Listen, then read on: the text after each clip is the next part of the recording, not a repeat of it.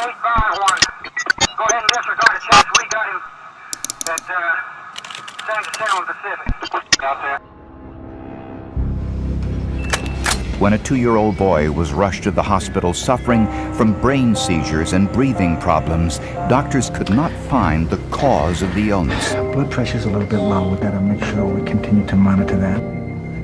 But the boy's sister provided an important clue: the possibility of a rare syndrome few had ever heard of.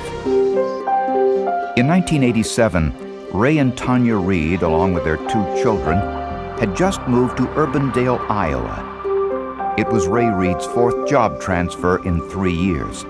My husband, every time we moved, it was an advancement for him. And I was ready, anytime with anything he wanted to do, I wanted to go. Tanya Reed was a housewife who stayed at home to care for her children, 6-year-old Carolyn and 2-year-old Michael. Just 2 days after moving to town, their youngest child, Michael, stopped breathing. Fortunately, Tanya was a nurse and knew exactly what to do. She performed CPR and immediately took him to the emergency room of Iowa Methodist Medical Center. It was fever of viral etiology, dehydration, and vomiting. That was a pretty standard diagnosis and situation. After he was stabilized, Michael was given a complete physical examination. He had a prior history of neurologic seizures, but doctors could not determine what was causing them. A few months later, the Reeds moved into a larger unit in the same complex. Ray was working extremely long hours and Tanya was lonely. I think in the beginning the relationship was okay. It was enough for Tanya because she was working and she had enough outlets in her life to, keep herself busy and feel that she was happy. But when she, as the relationship went on and the years went by, I think there was an emptiness and a lack of true affection between the 2 of them. 3 months later, Michael had another episode. He stopped breathing and turned blue. His mother called the paramedics. When they arrived, Tanya was on the floor of the living room giving Michael mouth-to-mouth resuscitation. We're here to help you out, ma'am. Please move aside. Thank you very much. He's not breathing. Bag. Bag. At the hospital, tests could not determine the cause of Michael's breathing problems. The child's pediatrician speculated that Michael might simply be holding his breath. 1 week later, paramedics were called to the Reed residence once again. Michael had another breathing episode. She appeared very calm for such serious natures. To be doing mouth-to-mouth on a child, speaking for myself, if it was my child, I'd be a nervous wreck. Just 3 years earlier, Michael's older sister Morgan died unexpectedly at 9 months old. The autopsy said Morgan died of cardiorespiratory arrest of unknown origin.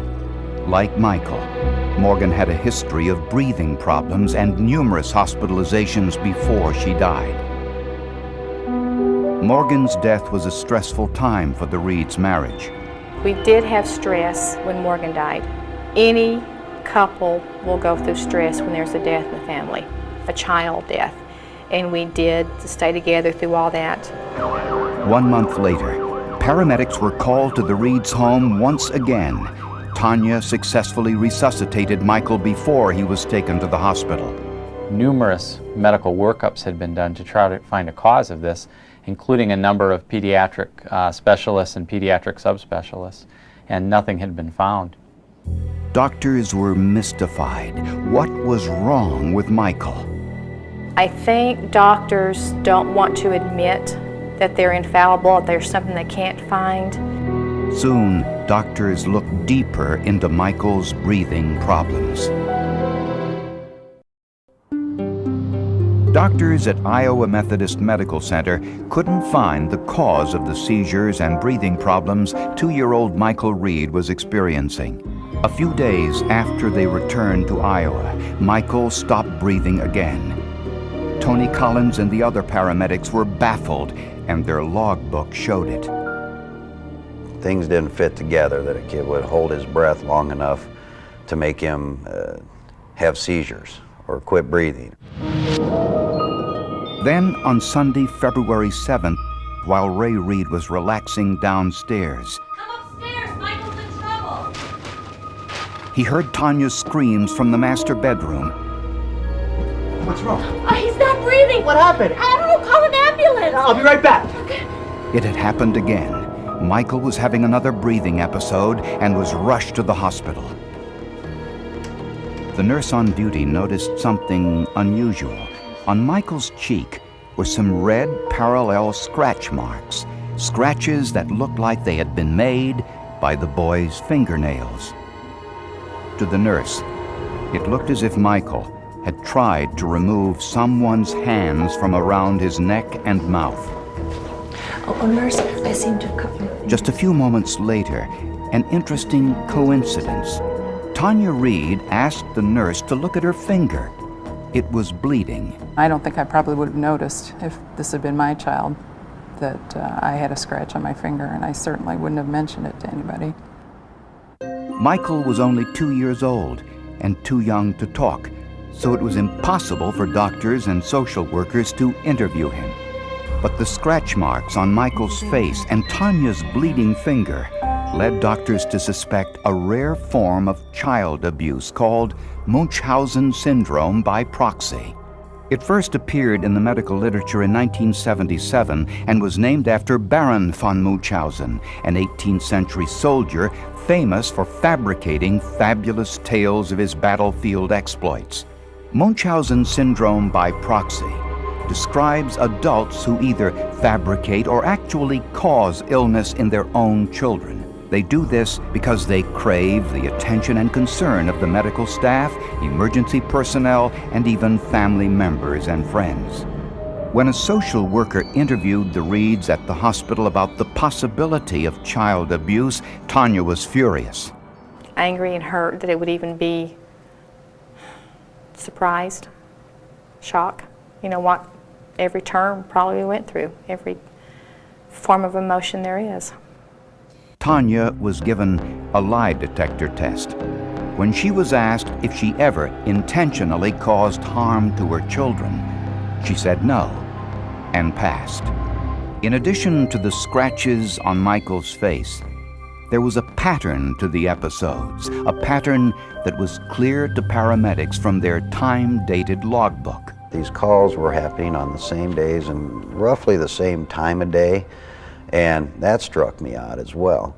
Almost exclusively, the calls to the paramedics were on Tuesdays and Fridays, always at about the same time of the day, in the late afternoon or early evening. For the most part, they coincided with the days and times Ray Reed was at work.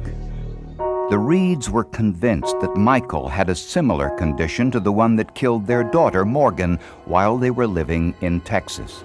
To find out, medical detectives in Iowa decided to conduct their own investigation into Morgan Reed's death. Morgan Reed was just 9 months old when she died in 1984. Morgan's medical records revealed repeated visits to the hospital emergency rooms in Texas for breathing problems and seizures before she died. The cause of death listed on Morgan's autopsy report said cardiorespiratory arrest of unknown origin.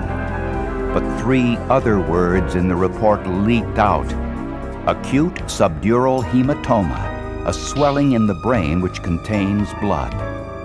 At the bottom of the page, the pathologist had written, "No evidence of child abuse."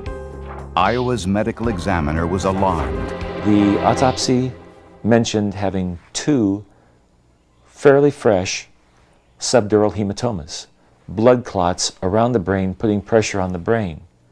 2 distinct ones. He called them recent clotted blood, but there was no evidence of healing in this case. So he found a finding that is abnormal. Dr. Bennett did a little investigating of his own and discovered that before Morgan died, her doctors noticed retinal hemorrhages, bleeding in the back of her eyes. This told Dr. Bennett that Morgan's airway might have been obstructed purposely when someone was trying to cause unconsciousness. Dr. Bennett did not believe that Morgan's death was of unknown origin. He was convinced it was murder.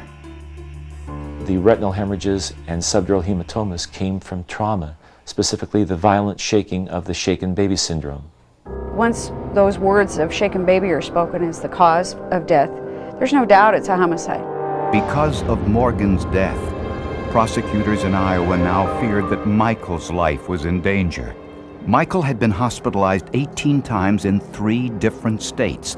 His sister Morgan was hospitalized 20 times before she died. Every single episode noted Tanya's claim that she performed mouth-to-mouth resuscitation before emergency personnel arrived. No one but Tanya had ever witnessed the onset of a seizure or breathing problem in either child. We literally papered the office wall with flowcharts and timelines so we could look for this pattern that eventually resulted. Prosecutors searched the medical literature and discovered some common elements among those suspected of Munchausen syndrome by proxy. Most are women. They demand more and more tests and second opinions even after nothing has been found. The child's illness does not occur when in daycare or with a babysitter. There's a family history of other siblings with the same problem or an unexplained sibling death. Suspects have an emotionally distant relationship with their spouse. 1/3 are in the medical field, mostly nurses. The profile was a remarkable portrait of Tanya Reed, including the fact she was a nurse.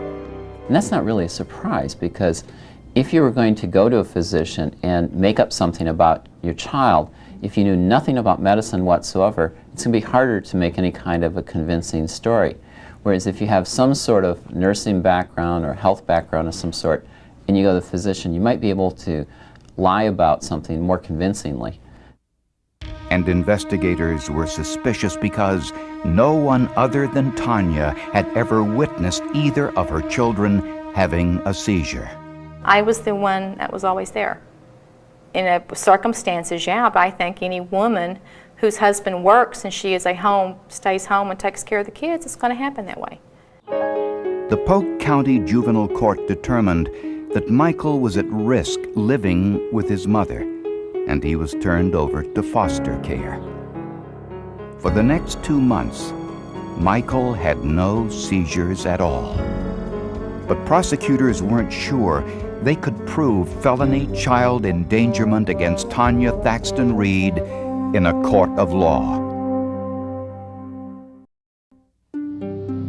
On August 10th, 1988, Tanya Thaxton Reed was arrested and charged with felony child endangerment in the case of her son Michael. The trial began a little more than a year after the hospital nurse saw the scratches on little Michael Reed's face. Munchausen syndrome by proxy is extremely difficult to prove. There usually aren't any witnesses, and juries have difficulty understanding a parent's need for this type of attention. If we have a problem with a broken bone and understanding how that's physical abuse, imagine we come in with something called Munchausen syndrome by proxy, which is hard to spell, and we're not quite even sure how to pronounce it. When the trial began, prosecutor Melody Haynes presented what she believed to be a pattern of abuse, which began with Morgan and continued with Michael. Haynes argued that Tanya Reed intentionally suffocated Michael on 18 separate occasions before reviving him and taking him to the hospital. She also pointed out that Michael did not have any breathing problems or seizures during the time he had been in foster care. The defense presented a report from the court-appointed psychologist which said that Tanya was completely normal. They also argued what Tanya had claimed all along, that there was a genetic cause of Michael's seizures. The Texas neurologist testified that both Michael and Morgan had abnormal brains, which possibly caused the seizures. Then, on the morning of March 2nd, Tanya Thaxton Reed took the witness stand in her own defense. We were so nervous about what was going on. And sure enough, she took the witness stand. And you can never be sure until they do that. And she got up there on the witness stand, and she looked very prim and very proper, and she sounded like the very best PTA suburban mom that you could find. Tanya Reed denied killing her daughter Morgan. Did you kill her? No, sir, I definitely did not. Did you shake her to death? No, sir. Did you bring about these seizures? No, I did not. Then Melody Haynes began her cross-examination. Don't you think it would be an awfully big coincidence to know another child unrelated to you in your care that had the same problem? It would. I don't know if it's a coincidence or not. Has that happened to you? Not that I know of. You've never been in charge of another child that has had a similar problem to what your children have had? Not that I can remember right off. No. When she said no, I could have kissed her, because I mean it was such a lie. It was such an egregious lie. Haynes staff had done their homework. In 1974, when Tanya was 15 years old, she was babysitting a child who had stopped breathing. Tanya immediately called paramedics, saving the child's life. Tanya became a local hero and won the town's Good Neighbor Award. Mrs. Reed, would you tell the court what you received a Good Neighbor Award for in 1974? And I'm handing you States Exhibits 14 and 15. I was babysitting Scott Simmons, and the child quit breathing on me at the time. Mark Pennington is an outstanding trial attorney, but I have never seen a defense lawyer turn whiter than a sheet like he did at that very moment. And I was never really sure if he actually did know about that. The prosecution was able to prove that there had been a lifelong pattern of abusive behavior. On April 28, 1989, Tanya Thaxton Reed was found guilty of felony child endangerment in the case of her son, Michael. She was sentenced to 10 years in prison. Not long afterwards, Tanya Reed was indicted in Texas for the murder of her daughter, Morgan. Somehow Tanya Reed had become overly aggressive with Morgan, and we felt that possibly what had happened here was that in an effort to block Morgan's air, she may have gone too far, and she could not get the child to start breathing. In desperation, frustration, picked Morgan up and shook her violently to start her breathing again, and that in turn caused the subdural hematoma. On December 13, 1993, the Texas jury found Tanya Thaxton Reed guilty of murder. She was sentenced to 62 years in prison. The verdict was upheld on appeal. Despite the convictions, Tanya Reed continues to maintain her innocence. Yes, always will. I'll maintain it forever. I'm having to do my time, and I accept that. I don't have to like it, but I have to accept it, which I have. Most of them deny, and they deny even in the face of evidence. I mean, you could show videotape if you had the type of Munchausen syndrome by proxy, where there was some act that you could capture on film. If you showed it to them, typically they'll continue to deny that that's going on. The Iowa trial and trials in Texas broke new ground in child abuse cases across the United States. Justice was done. I felt a sense of retribution for Morgan, but there was a poignant sadness to all of it. It had destroyed their entire family and so many lives. Ray and Tanya Reed are now divorced. Ray remarried. Michael and his older sister Carolyn both live with their father and his new wife. Tanya Reed is eligible for parole in 2009. It disturbs me that she is probably going to go through life denying what she did, even though the court in Iowa has convicted her of child abuse. 2 juries here in Texas have convicted her of murder. And, you know, her son was taken from her and never had another episode.